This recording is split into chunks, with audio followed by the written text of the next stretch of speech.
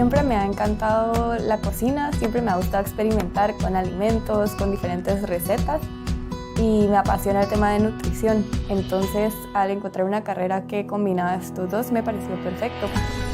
Esta combinación de estos pilares me permitieron a mí tener el conocimiento teórico y técnico para poder ya después adentrarme de la forma más tranquila en todo el ámbito de la gastronomía, nutrición y emprendimiento. Una de las mayores herramientas es el tema de innovación. Siempre nos empujaron a pensar en proyectos nuevos, a desarrollar diferentes tipos de proyectos desde cero, desde mercadeos hasta la creación del alimento.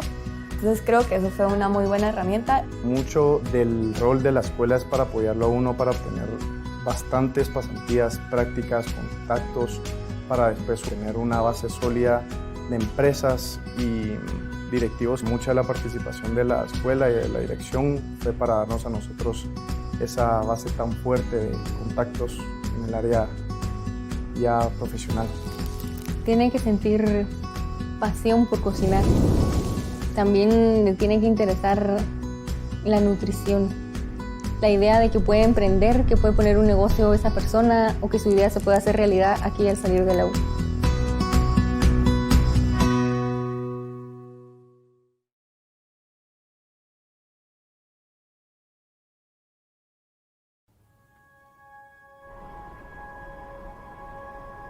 Nutrición es una ciencia y hay mucho que aprender y mucho que poner en práctica. La nutrición es el campo preventivo que mucha gente ignora. O sea, la mayoría de enfermedades son prevenibles con buenos hábitos alimentarios. La universidad nos da las herramientas necesarias para poder llevar a la nutrición a otro nivel. Es muy diversa. Creo que expande primero tus opciones laborales, expande tu conocimiento y no te encierra solo en una idea. Le deja a uno grandes amigos para poder emprender. Creo que es una carrera que nos va a sorprender y que también te da muchas puertas abiertas para cualquier ámbito que uno quiera elegir. Porque un nutricionista puede emprender, puede hacer productos, puede trabajar en industrias, puede capacitar personas, puede trabajar en hospitales y puede estar directo en clínica cambiando la vida de muchas personas. Puede hacer muchas cosas. Nutrición tiene mucho campo que todavía no está explorado y necesita pues gente pilas. Estudia nutrición.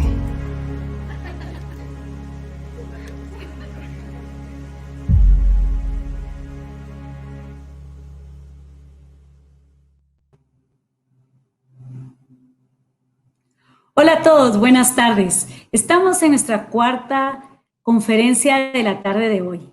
Estamos muy contentos el día de hoy de recibir a Diego. Diego, gracias por estar en este momento de aventura. Tú eres una persona que siempre nos has transmitido éxito, nos has transmitido el mundo del emprendedor, todo lo que tiene el emprendedor. Realmente estamos muy contentos de tenerte junto a Gaby esta tarde. Para los que no me conocen, soy la coordinadora de la carrera de Gastronomía Nutricional y Empresarialidad. Así que oímos esta tarde todo lo nuevo cómo emprender a muy gran velocidad. Gracias. Gracias, Jimé. Bueno, bienvenidos a nuestra conferencia de innovación a gran velocidad de Foodpreneur Science 2020. Hoy conversamos sobre las mejores prácticas del Lean Startup Scheme para la industria de restaurantes.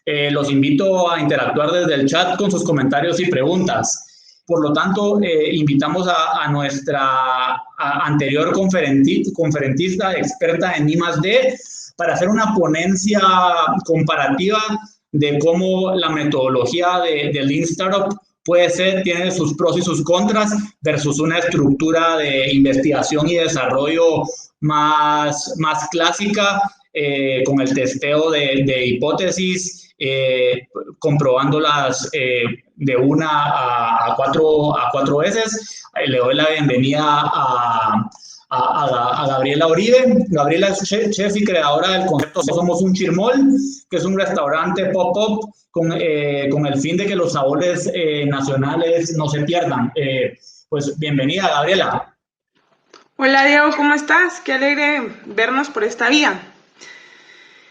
El tema es súper interesante y realmente qué bonito poder compartir ideas con alguien que tiene tanta experiencia como tú en el tema de avanzar y de emprender a gran velocidad. También en la innovación al final, como la aplicas desde tu punto de vista y desde tu experiencia, pues es genial, ¿verdad?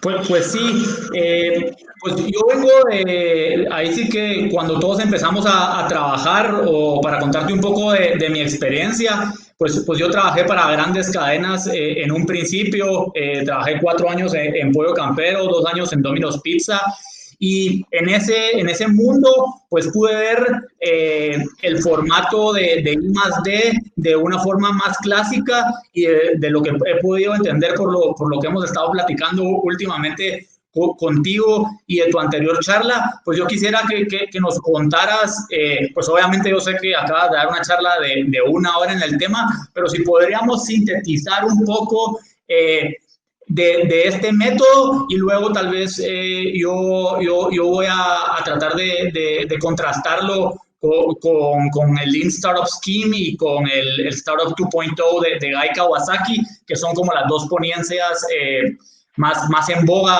en estos momentos. Bueno, súper.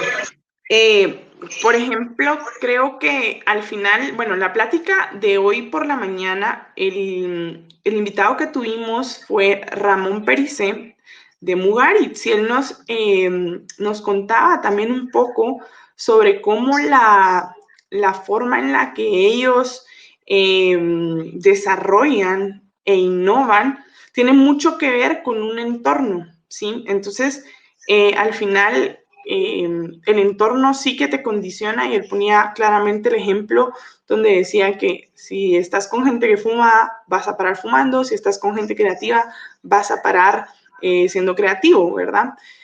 Nos explicó la metodología que básicamente era empezar a sistematizar y posteriormente empezar a cambiar esas ideas y luego volverlo algo tangible, y eso era como de las partes más importantes. Una de las cosas, digamos, que yo aplico en mi día a día es tal vez el sistematizar la información, ¿verdad? Yo constantemente estoy sistematizando información y creo que es algo que al final de repente no puede ser tan innovador o no he encontrado esa forma de hacerlo tan innovador. Sin embargo, tiene sus ventajas y tiene pues, su punto de vista donde vas acumulando este conocimiento y referencias pasadas te van a servir también para lo que estás aplicando en la actualidad.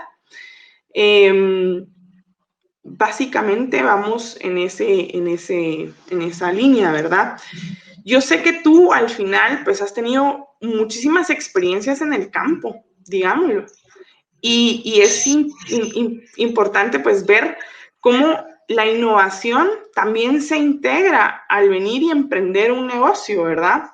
En el que en tu caso, bueno, contás un poco de que estuviste en instituciones o en empresas robustas que de repente por el mismo esquema de la institución o de la empresa, es un poco difícil avanzar de forma rápida o más fluida como lo puede hacer un emprendedor, por ejemplo. Entonces, contanos un poquito ahí tu perspectiva en ese punto. Pues buenísimo. Pues hablando de la sistematización, pues yo te diría que es algo que me apasiona. Yo, al igual que Ezequiel, y creo que ahí fue porque la facultad decidió juntarnos en la charla, los dos estudiamos economía y al final de cuentas lo que uno busca, tal vez con un background más diferente al que contamos en esta facultad, que son chefs o nutricionistas, pues nosotros lo que queremos es ser mucho más metódicos, ¿verdad? Se habla de innovación, se habla de creatividad, pero al final de cuentas, para tener un producto que se mantenga pues hay que ser una persona bien ordenada y una persona súper consistente, ¿verdad? No, entonces es bien importante, como tú dices, esa sistematización como proceso clave, pero tener ideas súper flexibles y no tener estructuras rígidas, ¿verdad? Tener un entorno y un ambiente laboral en el cual se premie y se busque que esa innovación y que ese desarrollo se tenga todo el tiempo, ¿verdad? En el artículo que leíamos de Ezequiel, pues él nos contaba que ese primer paso, como platicamos hace unos minutos contigo, fue esa obligación que tuvo el empresario, el restaurantero, en cambiar su producto y tenerlo que adaptar para entregarlo en delivery, ¿verdad? Les cambiaron las reglas del juego, era algo a lo cual no estaban acostumbrados. Ezequiel nos decía, el producto no está hecho para viajar, ¿verdad? Entonces ese era el primer problema que tenían ellos que solucionar, es qué llega bien y qué llega mal. Y de ahí el factor humano, de cómo nos discutimos con nuestros empleados, de cómo mantener el barco a flote y cómo discutimos con nuestros clientes en cómo podemos hacer algo sostenible, que él está en su casa con miedo, pero quiere seguir viviendo estas experiencias, y cómo eso nos forzó porque muchos restauranteros lo único que decidieron es cerrar la puerta y decir, ¿qué vamos? Esperemos a que pase la pandemia. Esperemos a que pase la pandemia, y un poco esos son los casos que no sabemos qué es lo que va a suceder, ¿verdad? Entonces, en mi caso, yo tuve que cerrar dos sucursales, me quedé solo con 3. Los hoteles que asesoro, ni te cuento, ¿verdad? La industria hotelera se vio fuertemente golpeada, pero también ahí salieron muchísimos casos de éxito. Yo tengo muchísimos amigos restauranteros. Hoy estaba platicando con Lordi de Miquel. Él desarrolló su chile y está pensando venderlo en supermercados. Joaquín de Tres Elefantes y Quinos Pizzería, pues ahora lo es con sus pizzas congeladas en La Torre y en otros supermercados. Entonces sí estamos viendo, La Playa pues sacó su mix de michelada. Entonces sí estamos viendo estos casos que ahí sí que cuando la vida te da limones, hace limonada. Y nos obligó a innovar. Entonces también tenemos esos casos de éxito, aparte del caso de Ezequiel en Washington, en el cual él decía, yo quiero que mis empleados se vuelvan emprendedores. Entonces las ideas tienen que venir de ellos. El ejemplo de Google, que el 5º día lo tienen que dedicar a un emprendimiento de ellos, y la empresa pues tiene cierto co-ownership del proyecto, pero ellos desarrollaron bajo la sombría de la marca de Seven Reasons un proyecto de catering, un proyecto de ceviches, cada área un proyecto de cócteles. Entonces, de la comida venezolana también, ¿verdad? Así es. Mira, sí. Y por ejemplo, una cosa interesante que mencionabas, bueno, se vino la pandemia, tuviste que cerrar 2 o 3 sucursales, mencionabas, y tus asesorías se acabaron. En ese momento, ¿cuál fue tu primer chispazo? ¿Cómo reaccionaste de una forma tal vez proactiva después de darte cuenta que tenías que tomar esas acciones que no son fáciles de tomar? Pues un poco, primero es ver el entorno, ¿verdad? Ahí sí que, como tú dices, cuando uno ve qué metodología o qué soluciones uno puede aplicar, ¿verdad? Es ver, esto es lo que va a cambiar en la industria y cómo me puedo adaptar a eso. Desde los primeros días de la pandemia, pues miramos que los primeros 15 días fue cuando se empezó a escasear el papel de baño, Y segundo, en las siguientes 2 semanas se empezó a escasear los tintes de pelo y en las siguientes 2 semanas era la harina y la levadura y las pizzas congeladas. Entonces, hay tantos insights, hay tanta información en nuestro día a día, en las colas del supermercado, cuando uno iba y miraba qué anaqueles estaban vacíos. Ahí es donde yo tengo un muy buen amigo que dice que los problemas son oportunidades escondidas, ¿verdad? Entonces, si uno es suficiente observador y si uno aplica el método científico, como tú muy bien dices, al final de cuentas, una metodología es solo sentarse en el parque y ver qué es lo que está haciendo la gente, ¿verdad? Y ver dónde hay oportunidades de hacer. Vimos a mucha gente que vendía mascarillas y que vendía papel de baño, pero muchos restaurantes que se pusieron a hacer Zoom, que se pusieron a hacer cursos de cocina, que se pusieron a mandar sus productos. Yo los productos que más vendí fue el kit de Make Your Own Pizza, ¿verdad? Y puse a mi hija a hacer una pizza, la grabé dentro de mi cocina, la subí a redes y eso es lo que me mantuvo a flote por los siguientes 3 meses, ¿verdad? Ahí sí que hasta Jimena paró haciendo pizzas en su casa y la facultad igual, ¿verdad? Entonces yo creo que un poco el ser muy observador y el entender de que no es algo marciano, no es una metodología difícil, el pensar en tecnología y en innovación no es en que se te va a ocurrir el agua azucarada, sino simplemente ser observador y ver qué oportunidades traen los nuevos problemas. Total. Y bueno, una cosa que me encantó que dijiste es al final de repente observaste, viste cuál era la tendencia y dijiste, ok, aquí viene la gente, se va a quedar en su casa, make your own pizza. ¿Cuál puede ser esa fue como, digamos, una experiencia positiva de todo esto, ¿verdad? Pero ¿qué podríamos o qué nos podrías compartir como de alguna experiencia no tan positiva? Porque al final tomar estas decisiones con respecto a las acciones que tuviste que tomar en la pandemia no es algo tan sencillo, pero al final de cuentas tu mismo carácter te invita a venir, tomar una decisión, si de repente no funciona, tomar otra, que también es un poco el sistema que narra el Lean Startup, ¿verdad? Pues sí, constantemente, ¿verdad? Sí, pues un poco yo creo que ahí es donde hay que tener este self-awareness, ¿verdad? O autoconocimiento.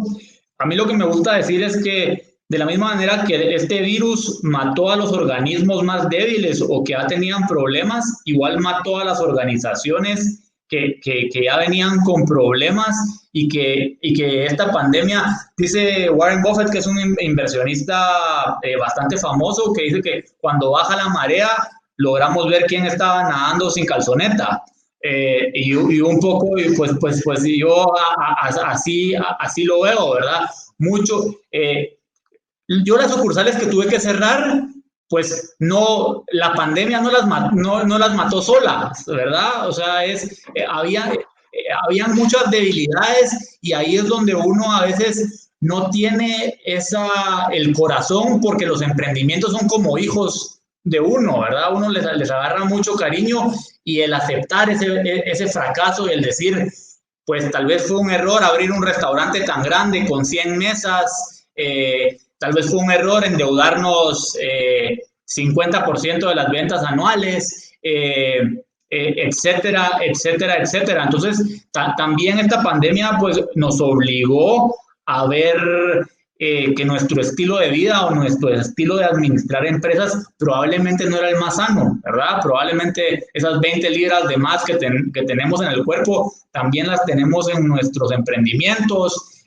Tal vez no hay que poner la Mac más nueva o alquilar el local más grande, porque al final es una extensión de nuestro ego, ¿verdad? Entonces, ese autocuestionamiento también fue bien importante, y el llegar siendo transparente. A mí me encantó, Ezequiel decía que ellos por medio de SurveyMonkey le dijeron al cliente, mira, ¿qué es importante para ti? Es que, mira, vamos a reabrir el restaurante. ¿Qué necesitas? ¿Cómo te vas a sentir vos seguro? Porque ahorita todo el mundo tiene miedo. Entonces, es como nosotros estamos en la empresa de servicio, en la empresa de dar amor. Entonces, es cómo logramos hacer sentir cómodos a nuestros clientes. No solo es una mascarilla o gel antibacterial o lo que sea. Entonces, cómo al final de cuentas, ese es el método científico, el hacer esas encuestas, pero todo suena como números y como Big Data, y al final no es Big Data, es humanizar los procesos y realmente el sentarse y el discutir con nuestros clientes de qué necesitan en este preciso momento. Es como, tenemos que reinventar esto, en cómo te puedo ayudar. Y en la medida de que entendemos que nosotros abrimos el negocio para ayudar al prójimo, entender la ecuación se simplifica muchísimo, ¿verdad? Dicen eso de el why, ¿verdad? El por qué lo abriste, es porque uno dice, pues, ¿y vos qué vendés? Pizza. ¿Y cómo la vendés? Pues la puedes vender para llevar, la puedes vender a domicilio, la puedes vender congelada, la puedes vender con queso de cabra, la puedes vender con polvo de oro, y todo eso tiene diferentes precios. Pero si no tiene corazón, si no tiene alma la empresa, y si eso no se lo trasladamos a nuestros clientes y a nuestros empleados, pues la verdad es que no va a tener una vida muy... Hace poco oía que al final una de las cosas que tenía mucho valor anteriormente era el estar establecido. O sea, si algo estaba establecido desde hace tiempo, por ejemplo, mirábamos alrededor de las marcas, el establecido desde 1990. Y en la actualidad eso pierde un poco el valor, porque al final, como tú mencionabas, lo de SurveyMonkey, es que las personas están necesitando seguridad de otra manera, no solo de estar establecido. Entonces, esta seguridad, pues de seguro que viene... En el caso de Ezequiel, la habrán aplicado de una forma. En tu caso, te diste cuenta que de repente el tener tantos restaurantes abiertos te desenfocaba. Pero también otra cosa importante con esto es que creo que hoy las personas apreciamos muchísimo lo real. Una de las cosas que se fue con la pandemia es también la incoherencia de los negocios ante el producto final o ante el consumidor. Y yo creo que está ahora, la confianza está establecida en dar seguridad ante lo real. O sea, muchas veces se aprecia y se valora muchísimo más un producto real que un producto perfecto, que pretende ser perfecto.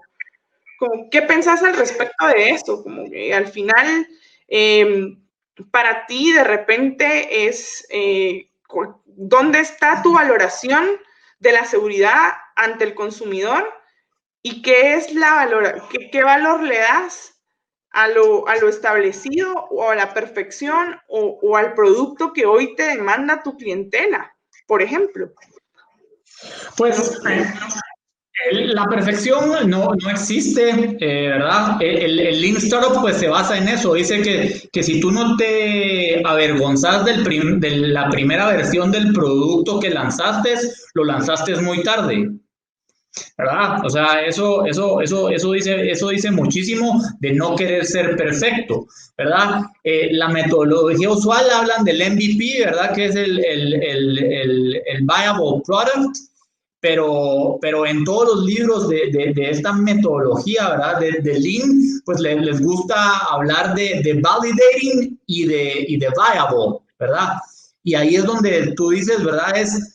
Validating es, al final de cuentas, yo le digo a todos mis alumnos o a toda persona con la que me dice, mira, pues vos te tiraste al agua, no sé si fuiste exitoso o no fuiste exitoso, pero te tiraste, ¿ah? Eso ya sirve de algo, y por lo menos, pues ahí sí que algunas batallas has luchado.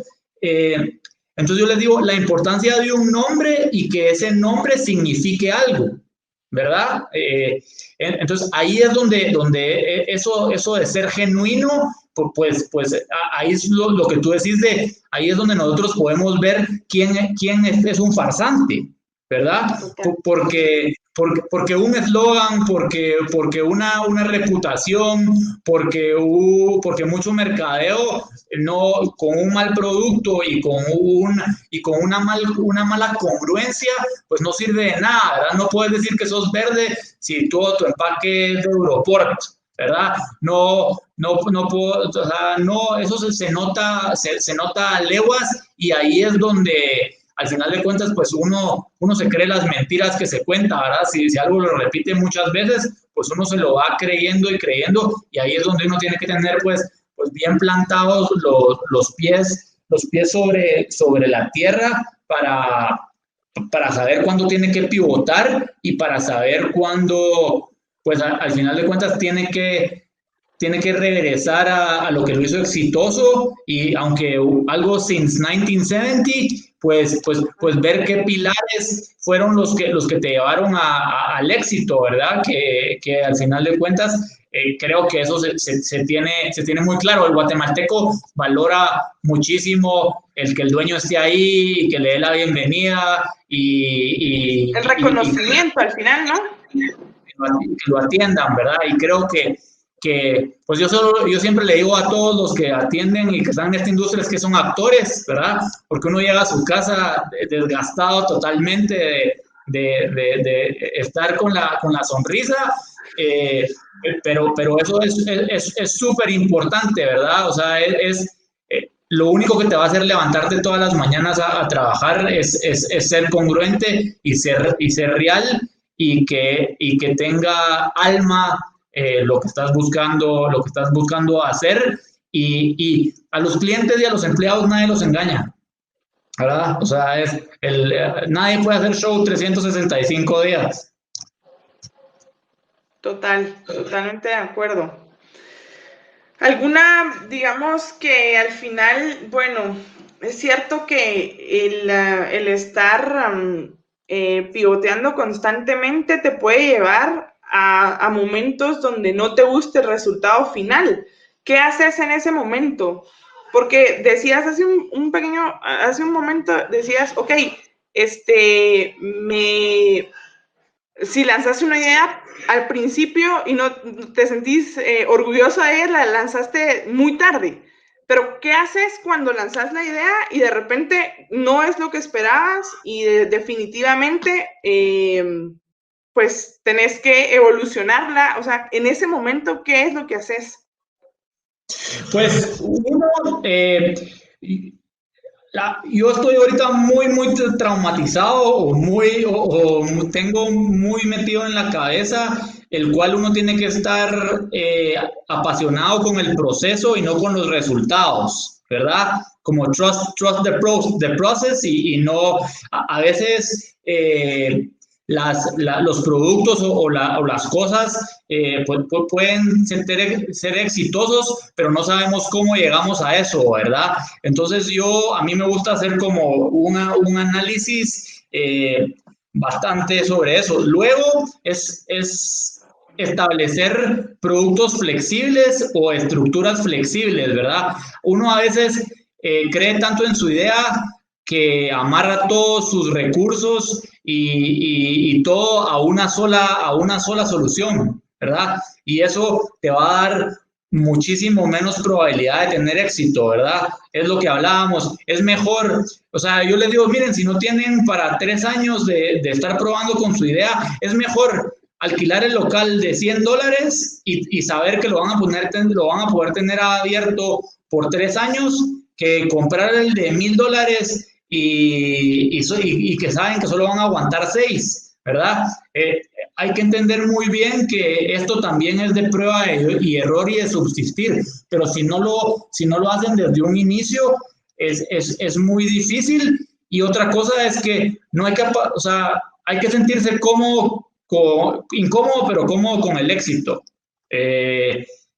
Uno no es tan malo como lo peor que le está pasando, ni es tan bueno como lo mejor, ¿verdad? Cuando yo abrí mi 5ª sucursal y todo el mundo me decía, ya está sonando tu marca, pues ahí hay que mantenerse humilde, y cuando te toca cerrar como ahorita y comerte el humble pie de que probablemente nos va a tocar iniciar Bueno, mira, con respecto a lo que respondiste, yo estoy de acuerdo con que sí creo que el cliente tal vez no sabe lo que quiere, pero sí tiene muy claro lo que no quiere.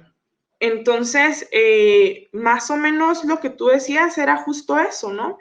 Yo creo que al final no es que nosotros vayamos y decir, como el cliente no sabe lo que quiere, yo voy a venir y voy a poner esto, sino que realmente tenemos que tener claro que el producto, como hablábamos hace un momento, debe ser genuino, en primer lugar, porque no vas a engañar a nadie. Y en segundo lugar, debes poder tener la agilidad de adaptarte a lo que el cliente quiere, ¿sí? O a lo que el cliente tal vez no te va a decir, yo quiero esto, pero sí con sus acciones te va a ir guiando a lo que necesita. Tal vez es de esa forma está mejor formulado.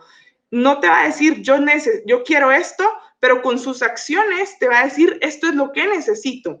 Entonces, aunque no sepa lo que quiere, sí tiene claro lo que necesita y tiene claro lo que no quiere. Y si tú venís y tenés esta capacidad de observar y darte cuenta de esos detalles, entonces el producto se puede adaptar a esta necesidad, ¿verdad?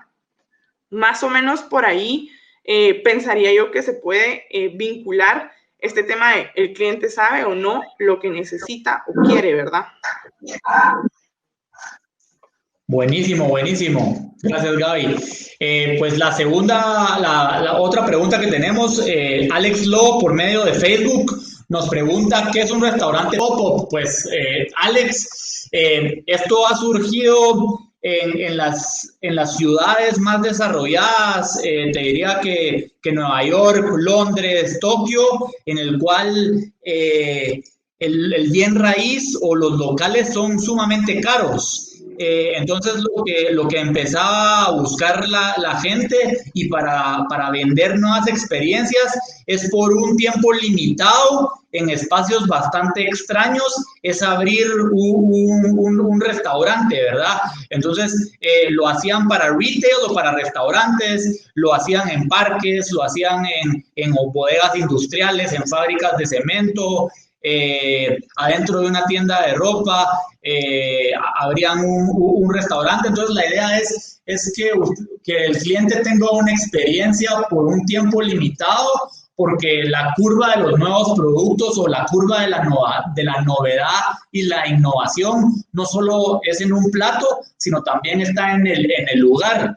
Pero no sé si, Gaby, tú que tienes un pop-up, si quisieras pues contarnos cómo entiendes tú el concepto de pop-up y si le podrías agregar a esto. Creo que al final lo importante de todo esto, como decías en el concepto, va muy enfocado a lo que estás diciendo, y yo creo que está muy vinculado también con respecto a la experiencia que va a tener el cliente, ¿verdad? Entonces, en la actualidad, constantemente se está buscando una innovación, algo nuevo. Entonces, esta flexibilidad que da el pop-up, pues es mucho más atractiva para poder ofrecer un producto nuevo cada vez o una experiencia nueva cada vez. De repente, ahorita con la pandemia es algo distinto, pero creo que la tendencia justo empieza para testear ideas y testear también de repente menús de temporada, experiencias de temporada, ¿verdad? Entonces, para mí eso es justo el concepto que lo encajaste bastante bien, Diego. Gracias, Gaby. Bueno, la siguiente pregunta, Rafael Sandoval por Facebook. Hola, siempre es bueno empezar con poco. ¿Hay una clave para poder estar seguro teniendo una inversión alta al inicio? Pues yo te diría que si hay una inversión alta al inicio, uno tiene que, es mejor empezar nuestro emprendimiento con el tamaño del capital o de las fuerzas que nosotros tengamos, ¿verdad? Ahí sí que el concepto de bootstrapping, ¿verdad? Que es básicamente apretarse las botas según los gringos, y en el español coloquial sería ajustarse el cinturón. Yo te diría que si vas a hacer un esfuerzo muy grande en algo que no estás seguro que se va a testear, creería que no vale la pena hacerlo. Hay que hacer el mínimo común denominador del producto que querés lanzar y tratar de bajar los costos a un mínimo, porque si no es sumamente arriesgado y uno se quema la camisa muy rápido.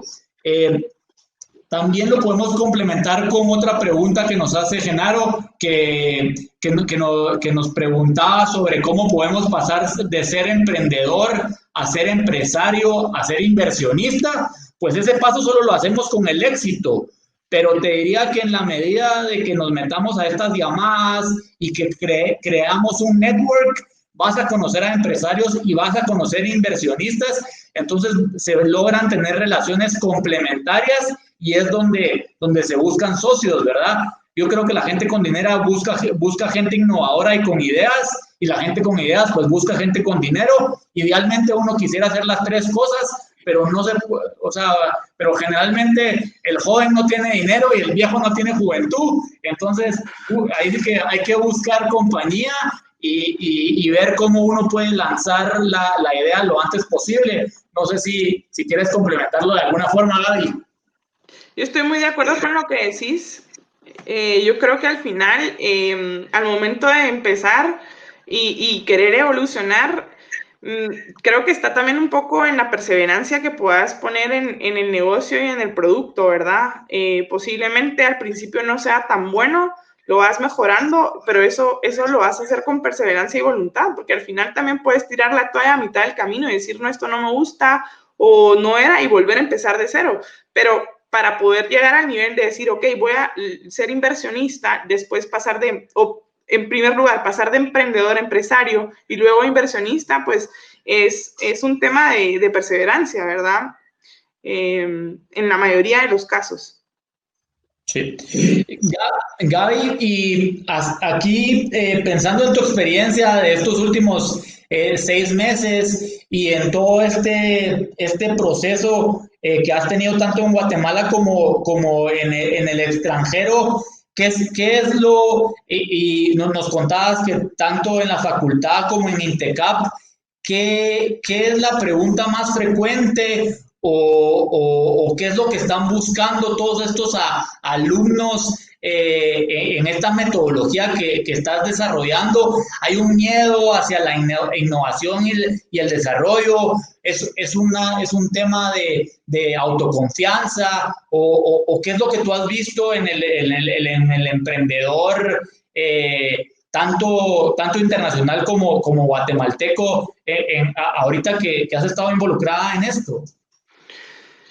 Bueno, mira, yo creo que en el tema de educación, las personas creo que ahora están dispuestas a relacionarse de una forma diferente con las plataformas virtuales y permiten entonces que el conocimiento, crear su conocimiento a través de la interacción con plataformas virtuales, cosa que antes de repente era un paradigma que no muchos se atrevían a probar.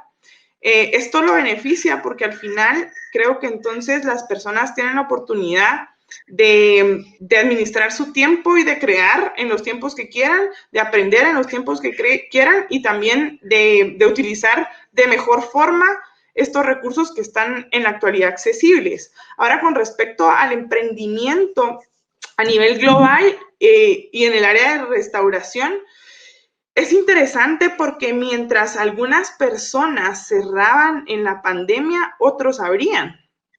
Porque platicábamos con algunas compañeras y decían, bueno, pero las personas están haciendo pan por doquier. Y es como, ok, seguro que si tuvieras la situación de que te quedas sin trabajo y sabes hacer pan, te pones a hacer pan. En el caso específico de Guatemala. Y entonces, pero lo van a dejar tirado en 2 meses. ¿Por qué hacen esto? O sea, están matando en la industria, me cuestionaban. Y es como, bueno, la industria no se va a morir. Lo que va a suceder es que el cliente ahora va a tener la oportunidad de escoger entre una gama de productos muchísimo más amplia. ¿Y cuál va a escoger? Bueno, al principio pues que escoja el producto barato, pero después, cuando pruebe que este producto barato no satisface sus necesidades, va a migrar a un producto mejor y entonces lo que va a suceder es que tu calidad te va a ser diferente. Y aunque la calidad no puede ser un factor de diferenciación, porque para mí la calidad debe ir de cajón, sí puede ser al momento de la toma de decisión de un cliente algo que incline a la persona a comprar tu producto en lugar de otro producto. No sé si me explico. Ahora, eso a nivel Guatemala. A nivel global, yo vi a muchos de mis compañeros de cocina eventualmente levantar con los hombros sus restaurantes y decir, no me caigo. O sea, de alguna forma, de ver que la oportunidad estaba en llevar comida para llevar, pues comida para llevar. Y al momento en que les dieron la oportunidad de abrir las terrazas. Y el momento en el que dijeron, ok, tengo que adaptar mi menú para un menú que sea más ejecutivo o más económico, lo adapto. O sea, al final fue esta transformación también en ver la oportunidad que tenían y tomarla, ¿verdad? Sin pensarlo muchísimo. Entonces, creo que en ambos puntos, tanto en la educación como en la restauración, han pasado cosas tal vez inesperadas, pero que están cambiando para bien la forma de consumo y la forma de reacción del consumidor y también de los emprendimientos y de los que ofrecen estos servicios, ¿verdad? Tanto en los dos campos, tanto en educación como en la restauración. Ok. Diana Mazariegos en Facebook nos pregunta cómo podemos hacer que la innovación sea un ciclo constante en vez de una respuesta. ¿Cuáles podrían ser sus recomendaciones para vivir en constante cambio sin perder el enfoque en el presente? Diana, a mí lo que más me gusta, uno es formar un ecosistema de innovación que es básicamente, dicen que lo que no se mide no se administra, ¿verdad? Entonces es generar algún tipo de variable dentro de tu emprendimiento o dentro de tu empresa de si es hora de cambiar. Las mismas ventas hablan, ¿verdad? Al llevar un histórico, si algo va subiendo y después va bajando, es que la curva del producto nuevo o de la innovación ya bajó y es hora de lanzar una nueva versión. Luego es de dedicarle tiempo, uno hace reuniones en sus empresas para ver finanzas, para ver eso, y como Gabriela está acostumbrada, por eso es que existen los departamentos de innovación y desarrollo, ¿verdad? Entonces, ese sería un ejemplo, ¿verdad? Que parte de tu organización o de tu tiempo, si va a ser un emprendimiento de una persona, es que tú le dediques 20% del tiempo a generar cosas nuevas, ¿verdad? Uno lo puede hacer para su vida, hoy voy a leer un nuevo libro, hoy voy a aprender un nuevo idioma, hoy voy a aprender un nuevo deporte, hoy voy a hablarle a una persona que no conozco en la U. Es lo mismo en una empresa, vendo pizzas, voy a hacer pastas. ¿Cuál es la tendencia y cómo puedo hacer cosas? Y otra cosa es, si tienes empleados, es preguntarle a esos mismos empleados y desarrollar las ideas que uno tiene. Muchos de los casos que Gabriela está dando está el dueño y no tenía nuevas ideas y le pregunta a sus empleados, ¿qué desarrollamos? ¿Qué les gustaría que hagamos? Hagamos rellenitos, hagamos tamales, y vimos cosas que nunca, marcas que no hacían, que teníamos un paradigma de ellas y que se vinieron a hacer cosas totalmente diferentes. Entonces, yo te diría que es una forma de pensar. No sé, Gaby, ¿cómo lo ves? Yo creo que justo lo hablábamos en la mañana con Ramón. Ramón nos recomendaba y decía, al final es crear un ambiente de constante innovación, o sea, vivir en el cambio y en la mejora continua. Para mí eso se resume ahí, ¿verdad? Constantemente estar pensando, ok, esto está bueno, esto funciona, pero ¿cómo puede ser mejor? Y tirar esta pregunta constantemente. Ramón mencionaba al final que un poco lo que a ellos les facilitaba el hecho de ser creativos era tener esta visión generalista y no especialista. Y a mí eso realmente me gustó muchísimo porque es algo que de repente a mí me gusta hacer en determinados puntos, ¿verdad? El hecho de visitar ciertas áreas o ciertos libros o ciertas, digamos, tener una relación con algo muy distinto que no es tu campo, te puede ayudar mucho a ser innovador y también te puede ayudar mucho a estar en este constante cambio y en este constante mejora, por así decirlo. ¿Por qué? Porque al final, al momento de que estás creando, innovando o desarrollando algo, es muy importante no solo ver en tu entorno cuáles son las respuestas que tu mismo entorno te está dando, sino también sacar la mirada hacia otro punto de vista y ver cómo en otra área, de repente un arquitecto, de repente un diseñador, de repente un mercadólogo, te puede dar la respuesta a tu problema. Y él justo nos daba ejemplos de esto, como un científico al final, y ellos en la cocina tenían exactamente el mismo problema y la solución que ellos dieron en la cocina les sirvió perfectamente a los científicos, ¿verdad? Creo que es algo que se aplica muchísimo.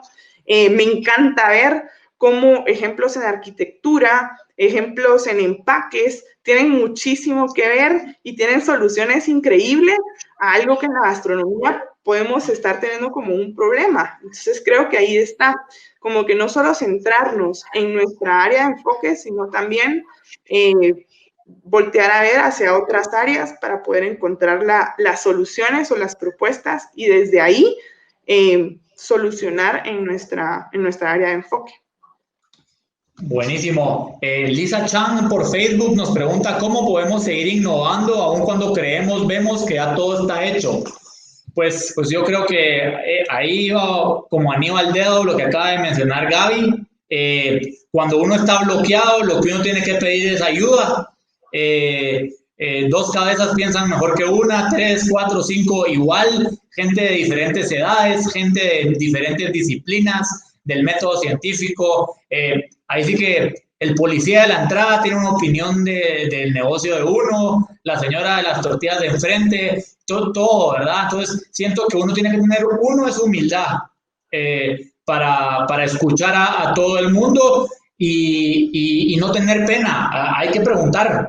Ezequiel claramente, obviamente tecnológicamente ahorita con SurveyMonkey, a todo el cliente que llegue, pues está mandarle una encuesta para que nos la responda, pero a veces uno no quiere ahí enfrentar al cliente, entonces es muy importante pues el discutirlo con muchas gentes. Uno a veces tiene miedo de compartir sus emprendimientos. Yo creo que es el error más grave. Solo, como decía Gaby, las ideas no valen nada. Todos tenemos la misma idea, pero cómo la ejecutamos es tan diferente. Si yo le digo a Gaby, hacerme un sándwich de jamón con queso, va a ser totalmente diferente al que yo voy a hacer. Y es un sándwich de jamón con queso.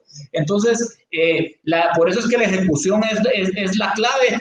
Nos queda poco tiempo y me gustaría seguir contestando varias preguntas. Si quieres, leo la siguiente, Gaby. Dani Gusa nos dice, ¿qué consejos darías para ganar la confianza del cliente? Ya que actualmente la fidelización es algo bastante difícil de conseguir. Bueno, de repente igual complementas algo, pero yo creo que la confianza se gana con perseverancia también. O sea, venís, tu producto les gustó, siguiente tema, o sea, seguimos en ese círculo virtuoso, diría Ramón, pero seguimos con esta estimulación de seguir en esa línea. ¿No les gustó? Ser real, decir, ok, me equivoqué con esto, pero lo mejoré de esta forma, pruébalo. Entonces yo creo que al final es también, volvemos al tema un poco de la perseverancia ante el cliente, ¿verdad? Y ahí está la confianza. Lógicamente, creo que una parte muy importante es saber por qué estás haciendo las cosas, como decía Diego hace un momento, el why, ¿verdad? El famoso why que está tan resonando tanto ahorita. Si no tiene claro uno por qué está haciendo las cosas, tampoco lo va a poder transmitir y el producto tampoco va a transmitir nada. Entonces, ¿qué va a pasar? De repente vas a ver una idea chilera en otro lugar y la vas a querer implementar, pero no va a pegar porque no es real. Entonces el cliente tampoco va a confiar en ti y es un círculo vicioso de la desconfianza. Entonces hacer todo lo contrario, buscar qué es lo que realmente querés hacer, trabajar en esa línea y reproducir nuevamente la misma secuencia, ¿no? Más o menos ahí, no sé si quisieras agregar algo. Sí, mira, lo que más me ha funcionado en ese sentido es el hecho de que uno al principio tiene que dar la mía extra. No hacer algo que vas a poder hacer por todos los clientes, pero uno tiene que ser especialmente detallista con los primeros clientes para generar esa relación en la cual la comunicación para la fidelización, te diría que es como la primera novia, ¿verdad? Uno en su primer amor, uno es mucho más consistente, hace mucho más esfuerzos y uno después va aprendiendo y también va aprendiendo que no todos los clientes son fieles. Entonces, también hay que llevarse el primer desamor y decepcionarse de la vida y ver que hay muchos clientes en el mercado y seguir la cadencia, y ahí es donde decimos que no hay que tener miedo a fracasar o a perder. Genaro Córdoba nos pregunta de qué manera recomiendas formar un equipo de trabajo al iniciar un nuevo proyecto. Pues eso es bastante sencillo, lo más multidimensional que podamos, gente diferente, gente que piense con diferentes capacidades, con diferentes backgrounds, que siempre haya un hombre, una mujer, un joven, un viejo, ¿verdad? La diversidad es la clave, un ateo, un religioso. Ahí sí que en la medida que hayan más opiniones y hayan más conocimiento de varios campos, pues ahí es donde vamos a aprender y aunque fracase el negocio, nos vamos a enriquecer de lo que discutimos entre nosotros. Súper. Y yo creo que muy bien, Diego. Y ahí Aaron Yossi nos dice qué tanto podría expandirse en este tiempo donde la tecnología es fundamental. ¿Qué consejo le darías a personas que estuvieran en esa situación o qué harías tú si así fuera tu situación? Si un emprendedor no cuenta con el conocimiento de marketing o de publicidad digital, pues en ese sentido, dale, perdón. Mira, tal vez de forma breve, yo creo que ahora el aprender no es una barrera. La curva a veces cuesta, pero tenés que estar dispuesto a lanzarte y aprender. O sea, tal vez no vas a venir y ser un experto, volviendo al tema de ser un poco más generalista, no vas a ser un experto en marketing, pero si no tenés dinero para invertir en un curso, que sería, digamos, algo mejor, agarrá YouTube y busca y cura tu información. O sea, hay varias páginas y no mires una, vean 5, vean 10. Entonces vas encontrando los puntos en común y los puntos diferenciados. Agarras lo que te sirve y lo que no te sirve, bye. Y probás lo que crees que puedes probar en ese momento y lo que no te funciona, pues bye, ¿verdad? Entonces, yo creo que va un poco en ese punto. En la actualidad, el no tener el acceso a la información está abierto para todos, entonces es de aprovecharlo, ¿verdad? Sí, y otra cosa, pues al final de cuentas uno siempre tiene un amigo o una amiga que se vende mejor que cualquier marca en redes sociales, ¿verdad? Las marcas personales es algo real, entonces esta persona que toma buenas fotos, que uno dice, Alan, le envidio la vida, pues siempre va a tener buenos conceptos de cómo poder vender un producto. Entonces yo te diría a alguien que tiene muchos seguidores y que se vende muy bien a nivel personal, seguramente gratis te va a dar consejos de cómo usar las redes, de cuándo tener más likes, de cómo ganar seguidores, y realmente es ser auténtico y subir contenido, ¿verdad? Bueno, Gaby, pues te quería agradecer, lamentablemente, pues Ezequiel Missing in Action, pero te agradezco muchísimo tu conocimiento, tu apertura y el que discutimos hoy, pues aprendí muchas cosas nuevas. Muchas gracias. Súper, gracias a ti también y gracias a todas las personas que estuvieron con nosotros. Los esperamos mañana. Que estén bien.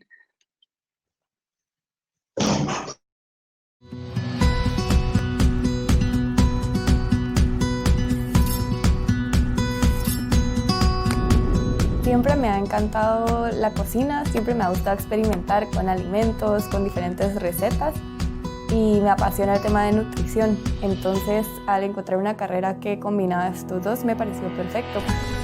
Esta combinación de estos pilares me permitieron a mí tener el conocimiento teórico y técnico para poder ya después adentrarme de la forma más tranquila en todo el ámbito de la gastronomía, nutrición y emprendimiento.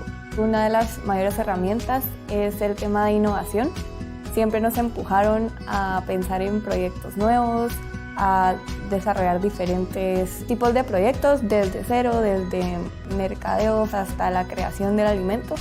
Entonces creo que eso fue una muy buena herramienta. Mucho del rol de la escuela es para apoyarlo a uno para obtener bastantes pasantías, prácticas, contactos, para después tener una base sólida de empresas y directivos. Mucha de la participación de la escuela y de la dirección fue para darnos a nosotros esa base tan fuerte de contactos en el área ya profesional.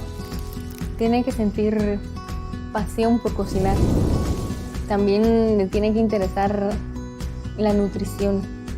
La idea de que puede emprender, que puede poner un negocio esa persona o que su idea se pueda hacer realidad aquí al salir de la U.